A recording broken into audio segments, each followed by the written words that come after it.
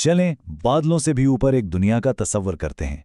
आज हम जिन हकायक पर बात करने वाले हैं वो पाकिस्तान के तीसरे सबसे बड़े नेशनल पार्क यानी खंजराब नेशनल पार्क के बारे में है। गिलगित बल्तिस्तान के बिल्कुल शुमाली सिरे पर कराकरम के पहाड़ों में छिपी ये जगह महज एक पार्क नहीं है, बल्कि ये दरअसल एक ऐसा महाज है जहां बका और महदूमियत की रोज़ाना जंग लड़ी जा रही है।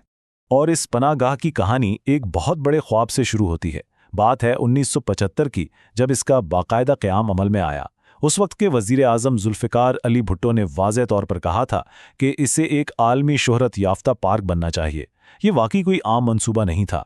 इतनी बुलंदी पर जंगली हयात को बचाना एक इंतहाई कठिन और बड़ा चैलेंज था, जिसने इस इलाके की तकदीर ही बदल दी।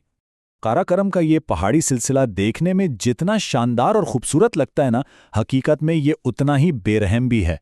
इसका जोग्राफिया इंतहाई सख्त और मुश्किल है, लेकिन कमाल की बात यह है कि इस शदीद सख्त माहौल में भी जिंदगी अपना रास्ता तलाश कर लेती है और यहाँ एक इंतहाई हसास किस्म की जंगली हयात परवान चढ़ती है।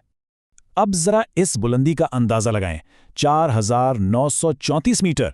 जी हाँ, ये खंजराब पास की बुलंदी है। और इस पार्क की सबसे हैरानकुन बात यह है कि इसका निस्फ से ज्यादा हिस्सा 4,000 मीटर से भी ज्यादा की बुलंदी पर वाक़े है। जरा सोचें, वहां ऑक्सीजन कम है, दर्जे हरारत जमने वाले नुक्ते से भी नीचे रहता है और मौसम किसी भी वक्त खतरनाक रुख इख्तियार कर सकता है।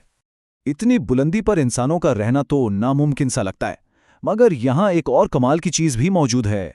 4,693 मीटर की बुलंदी पर दुनिया की बुलंद तरीन ATM।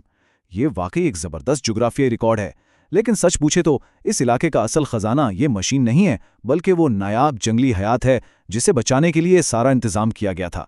तो फिर बात करते हैं इस पार्क के सबसे खास मकीन की, मार्को पोलो भेड़ को बचाने की मुहिम। जरा मार्को पोलो भेड़ की इन तस्वीरों को देखें। इसके ये बड़े और घुमावदार सींग इसे बिल्कुल मुनफरिद बनाते हैं। और अहम तरीन बात यह है कि पूरे पाकिस्तान में ये सिर्फ और सिर्फ इसी कठिन इलाके में पाई जाती है। ये जानवर इंतहाई खतरे से दोचार है और दरअसल इसी को बचाने की फिक्र ने इस नेशनल पार्क की बुनियाद रखी। लेकिन सवाल यह है कि हालात इतने खराब क्यों हुए? आदाद-ओ-शुमार काफ़ी परेशान कुन है। मीरा फुंजा की मालूमात के मुताबिक एक वक्त था जब इनकी आबादी 400 के करीब थी, लेकिन फिर कराकरम हाईवे बन गई। सड़क बनने से इंसानों का वहां पहुंचना आसान हो गया और शिकार इस कदर बढ़ा कि इनकी तादाद खतरनाक हद तक गिरकर 180 से भी कम रह गई। इस हंगामी सूरत हाल के बाद कुछ अहम फैसले किए गए। 1974 में वाइल्ड लाइफ कंजर्वेशन सोसाइटी के डॉक्टर जॉर्ज शैलर ने इलाके का सर्वे किया। फिर 1975 में पार्क बाकायदा कायम हुआ और खुशकिस्मती से इन कोशिशों का फल मिलना शुरू हो गया। 1980 की दहाई तक हालात बेहतर होने लगे, यहाँ तक कि 1984 में 75 और फिर 1989 में 50 मार्को पोलो भेड़ों के रिवड़ को कामयाबी से दर्रा उबूर करते हुए देखा गया। मार्को पोलो भेड़ के अलावा ये इलाका एक और हैरानकुन शिकारी की सल्तनत है। जी हाँ, बर्फानी चीता। बर्फानी चीता, जिसे अक्सर लोग पहाड़ों का भूत भी कहते हैं, इंतहाई खतरे से दो चार है और यहाँ पाया जाने वाला सबसे पुरअसरार जानवर है। कुछ रिपोर्ट्स के मुताबिक तो पूरे हिमालयाई माहौलियाती निज़ाम में बर्फानी चीतों की सबसे ज्यादा कसाफत शायद इसी पार्क में मौजूद है। ये इस खित्ते की अहमियत का एक बहुत बड़ा सबूत है। और ये कहानी सिर्फ इन दो जानवरों पर ख़त्म नहीं होती। आइए इस वसीतर अल्पाइन माहौलियाती निज़ाम की कुछ और परतें खोलते हैं। अगर हम यहाँ की मजमूई वाइल्ड लाइफ लिस्ट को देखें तो सूरत हाल जानवरों के हिसाब से काफ़ी मुख्तलिफ नज़र आती है। यहाँ इंडियन भेड़िया मौजूद है जो पार्क के 17 ममालिया जानवरों में से एक है और ख़तरे से दोचार है। हिमालयाई भूरा रीछ तो इंतहाई खतरे की जद में है। लेकिन दूसरी तरफ साइबेरियन आइबेक्स हैं जिनकी तादाद 2000 से भी ज़्यादा है। वो यहाँ बकसरत हैं, जबकि पड़ोसी मुल्क चीन में वो बिल्कुल नहीं पाए जाते। और हाँ, इस सख्त माहौल में सब कुछ खतरनाक शिकारियों और उनके शिकार के बारे में ही नहीं है। जरा इन लंबी दम वाले मारमुट को देखें। ये इस चट्टानी इलाके में बड़ी खुशी से रहते हैं। इनके अलावा जंगली याक भी यहाँ घूमते नजर आते हैं, जो इस पूरे माहौलियाती निज़ाम में जिंदगी का एक जबरदस्त तवाजुन पैदा करते हैं। जानवरों के बारे में तो हमने जान लिया, लेकिन अब आते हैं असल मसले की तरफ। इन सबको बचाने के लिए तहफ़्फ़ुज़ की ये जंग लड़ी कैसे गई? एक बहुत अहम और पेचीदा सवाल ये पैदा होता है कि ऐसी पनाहगाह की हिफाजत का बेहतरीन तरीका आखिर क्या हो सकता है, ख़ास तौर पर जब मकामी लोग भी इसी ज़मीन पर इन्हिसार करते हों। ये एक कैटेगरी 2 का नेशनल पार्क है, जिसका मतलब है कि यहाँ ज़राअत और शिकार पर सख्त पाबंदी होनी चाहिए।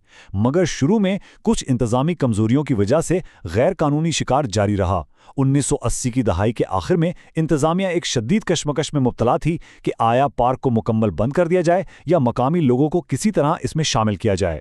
اس صورتحال پر 1988 میں ایک بڑی اور دلچسپ بحث چھڑ گئی۔ ناروے کے ایک ماہر حیاتیات پر ویگے نے تجویز دی کہ پارک کو ری کلاسیفائی کر کے مقامی لوگوں کے منافع کے لیے تجارتی شکار اور مویشی چرانے کی اجازت دے دی جائے، لیکن دوسری طرف حکومت اور WWF نے اسے سختی سے رد کر دیا۔ ان کا منصوبہ بالکل واضح تھا، بغیر کسی تجارتی شکار کے ہر حال میں سخت تحفظ۔ تو پھر سخت تحفظ کے اس فیصلے کے بعد WWF نے کیا حکمت عملی اپنائیں؟ انہوں نے ایک زبردست کمیونٹی اپروچ کا آغاز کیا۔ خنجراب ولیج آرگنائزیشن بنائی گئی اور مقامی لوگوں کو ہی اس مشن میں شامل کر لیا گیا۔ اب غیر قانونی شکار کو روکنا اور خطرے سے دوچار جانوروں پر نظر رکھنا، یہ سب مقامی لوگوں کے ذمے تھا۔ یہ لوگ دراصل اس پارک کی آنکھیں اور کان بن گئے، اور یہ حکمت عملی زبردست کامیاب رہی۔ جیسے جیسے ہم اس معلوماتی نشست کے اختتام کی طرف بڑھ رہے ہیں، ذرا اس علاقے کے نام پر غور کریں۔ مقامی واقعی زبان میں خون کا مطلب واقعی خونی ہے، اور جراو کا مطلب ہے ندی، یعنی خون کی ندی۔ یہ نام اس خطے کے انتہائی سخت، بے رحم ماحول اور ساتھ ہی اس زندگی بخش خون دونوں کی بڑی خوبصورتی سے عکاسی کرتا ہے۔ آخر میں خنجراب نیشنل پارک کی یہ کہانی ہمارے سامنے ایک بہت بڑا سوال چھوڑ جاتی ہے۔ ایک طرف برفانی چیتے اور مارکو پولو بھیڑ جیسی انمول حیات ہیں، اور دوسری طرف جدید دنیا، ہائی ویز اور ماحولیاتی تبدیلیاں۔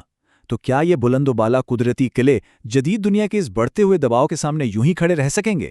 آج کی یہ گفتگو ہمیں یاد دلاتی ہے کہ عالمی سطح پر تحفظ کی یہ جنگ کبھی ختم نہیں ہوتی، اور ان الگ تھلگ ماحولیاتی نظاموں کو ہماری مسلسل توجہ کی ضرورت ہے۔ ساتھ دینے کا بہت شکریہ۔